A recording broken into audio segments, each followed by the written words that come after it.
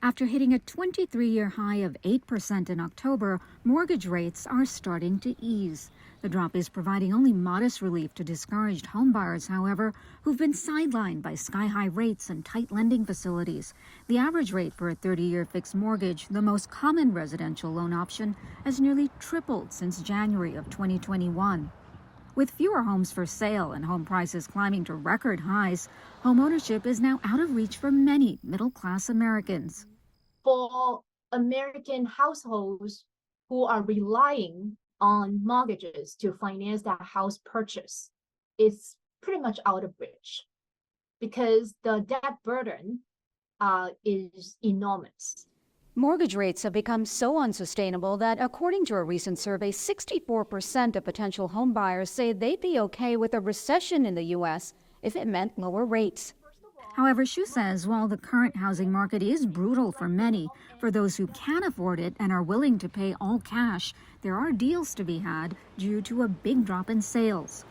Back in 2022, beginning of 2022, the annual S&P Case-Shiller Home Price Index was growing at 20% a year. Now it's growing at 2% a year. So to the all-cash buyer, this is a great market. As rates tick lower, she predicts more buyers could pour into the market, pushing housing prices even higher.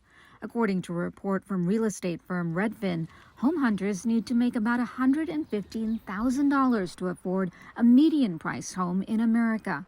Highline Residential focuses on homes for sale and rent in the New York area. It says business has been brisk despite high mortgages, low inventory, and soaring prices. Expectations were that the prices are going to go down, but that has not really happened. The market has remained stable as far as pricing is concerned. Where we've seen the dip is transaction volume, which means the number of buys and sells in the city. For those currently in limbo on their quest for home ownership, Wadwani has some tips.